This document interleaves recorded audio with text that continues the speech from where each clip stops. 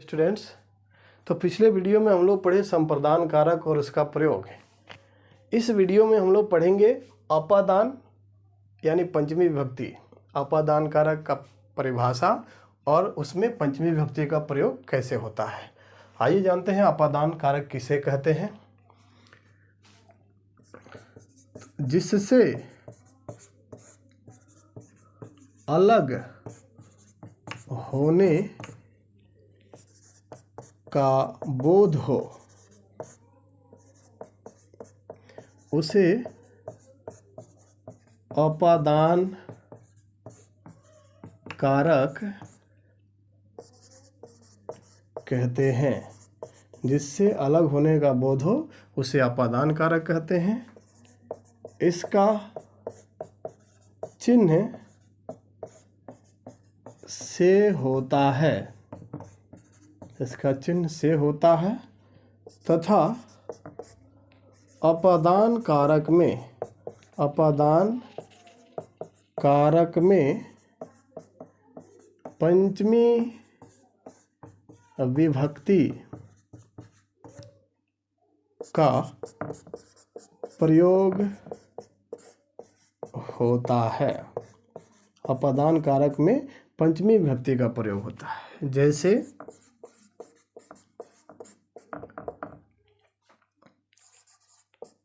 वृक्ष से पत्ता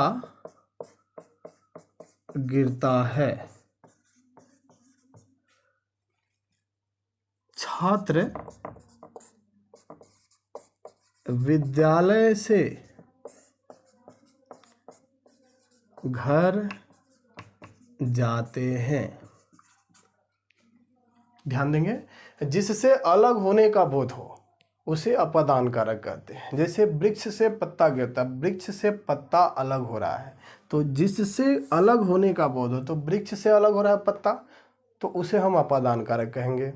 और अपादान कारक का चिन्ह से होता है, यहाँ वृक्ष से लगा है।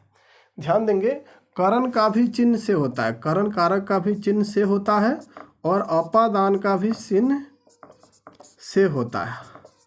अंतर इतना ही है कि इस से में लगाव रहता है और इसमें, इस अपादान में विल लगाव होता है। जैसे वह कलम से लिखता है तो कलम से लिखने में कलम से संपर्क में है, और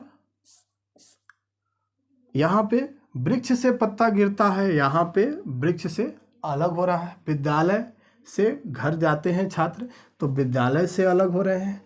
तो दोनों का चिन्ह से होता है, करण का भी और अपादान से भी। जब लगाव रहेगा, राजा रथ से जाता है तो रथ के संपर्क में राजा रहेंगे, तो वो हो जाएगा करण कारक। और छात्र विद्यालय से घर जाते हैं या घर से विद्यालय जाते हैं, तो यहाँ पे जैसे वृक्ष से फल गिरता है, वृक्ष से फल अलग हो रहा है, तो वो अलग होने में अपादान होता है, और लगाव रहता है तो वो करण कारक होता है। ठीक है, तो यहाँ पे वृक्ष से पत्ता गिरता है, यहाँ वृक्ष से पत्ता अलग हो रहा है, तो जिससे अलग हो रहा है। यहाँ विद्यालय से, छात्र विद्यालय से घर जाते हैं, यानी विद्यालय से अलग हो रहे हैं, तो ये वृक्ष से और विद्यालय से, ये दोनों अपादान कारक हुआ। और अपादान कारक में पंचमी विभक्ति का प्रयोग होता है।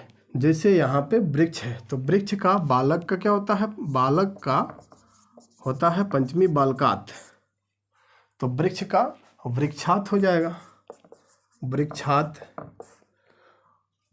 और पत्ता गिरता है, क्या गिरता है पत्ता, तो यहाँ पत्ता में द्वितीय विभक्ति लगेगा, कर्म कारक है, तो हो जाएगा पत्रम। और गिरना का हो जाएगा पतति, पत धातु होता है पतति। वृक्षात पत्रम पतति, वृक्ष से पत्ता गिरता है, एक वृक्ष से एक पत्ता गिरता है, इसलिए पंचमी एक वचन और यहाँ द्वितीय एक वचन लगा। अगर वृक्ष से पत्ते गिरते हैं तो यहाँ वृक्षात पत्ते बहुवचन होता, पत्रम पत्रे पत्राणी होता, और पतति पतता पतंती हो जाता। वृक्षात पत्राणी पतंती, अगर ये पत्ते गिरते हैं होता तो। उसी प्रकार छात्र विद्यालय से घर जाते हैं, तो जाना क्रिया है, छात्र कर रहे हैं, तो कर्ता कारक हो गए, तो कर्ता कारक में प्रथमा लगेगा, छात्र विद्यालय से, तो बालक का बालकात, विद्यालय का विद्यालयात, विद्यालयात।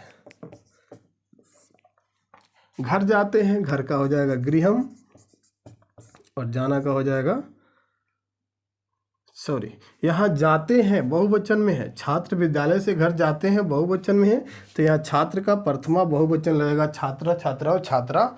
विद्यालय से विद्यालयात, घर का गृहम हो जाएगा, और जाते हैं गच्छन्ति, बहुवचन का प्रयोग करेंगे। तो इस प्रकार आप अलग होने के अर्थ में अपादान कारक समझेंगे और अपादान कारक में पंचमी विभक्ति का प्रयोग करेंगे। जैसे यहाँ पे वृक्ष से वृक्षात और विद्यालय से विद्यालयात हुआ। इसके बाद हम लोग संबंध कारक पढ़ेंगे। संबंध कारक यानी षष्ठी विभक्ति। तो जिससे किसी प्रकार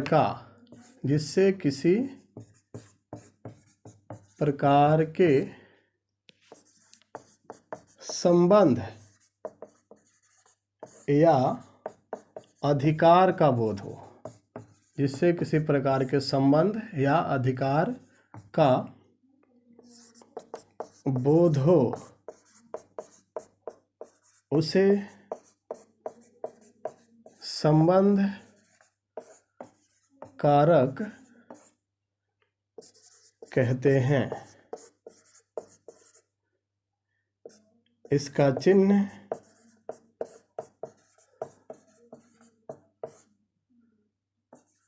का, के, की या रा, रे, री होता है। इसका चिन्ह काके की या रारेरी होता है तथा संबंध कारक में षष्ठी विभक्ति का प्रयोग होता है। जैसे लक्ष्मण राम के भाई हैं। यह राम का घोड़ा है। तो जिससे किसी प्रकार के संबंध या अधिकार का बोध हो। यहाँ लक्ष्मण राम के भाई है, यहाँ भाई का संबंध बताया जा रहा है, राम के भाई, तो यहाँ संबंध हुआ। और यह राम का घोड़ा है, राम का घोड़ा, घोड़ा पर राम का अधिकार है। तो जिससे किसी प्रकार के संबंध या अधिकार का बोध, घोड़ा पे राम का अधिकार है, राम का घोड़ा। यहाँ लक्ष्मण राम के भाई है, तो यहाँ राम संबंध कारक हुआ। इसका चिन्ह काके की या रारेरी होता है। काके की यहाँ राम के, राम का। उसके बाद रारेरी होता है जब हम सर्वनाम में करते हैं प्रयोग, तुम्हारा, तुम्हारे, मेरा, मेरे, तब उसमें रारेरी का प्रयोग होता है। तथा संबंध कारक में षष्ठी विभक्ति का प्रयोग होता है। यहाँ लक्ष्मण प्रथमा होगा, लक्ष्मणा, लक्ष्मण का लक्ष्मणा, राम के भाई, तो राम के, तो राम में षष्ठी लगेगा, राम के साथ चिन्ह के लगा है, षष्ठी हुआ। तो राम का बालक का बालकस्य, राम का रामस्य, रामस्य। अब भाई का लक्ष्मण छोटा भाई है तो अनुजा हो जाएगा, बड़ा भाई है तो अग्रजा हो जाएगा, और भाई का सिर्फ भ्राता हो जाएगा। तो यहाँ अनुजा लिख दे या भ्राता भी लिख सकते हैं। अनुजा छोटा भाई, अनुजा अस्ति, है का अस धातु, अस्ति। यह राम का घोड़ा है, घोड़ा पुल्लिंग शब्द है, यह घोड़ा के लिए आया है, तो घोड़ा का पुल्लिंग शब्द में यह आया है, तो यहाँ पे यह का पुल्लिंग में संस्कृत क्या होगा, यह का ऐसा होता है या अयम होता है।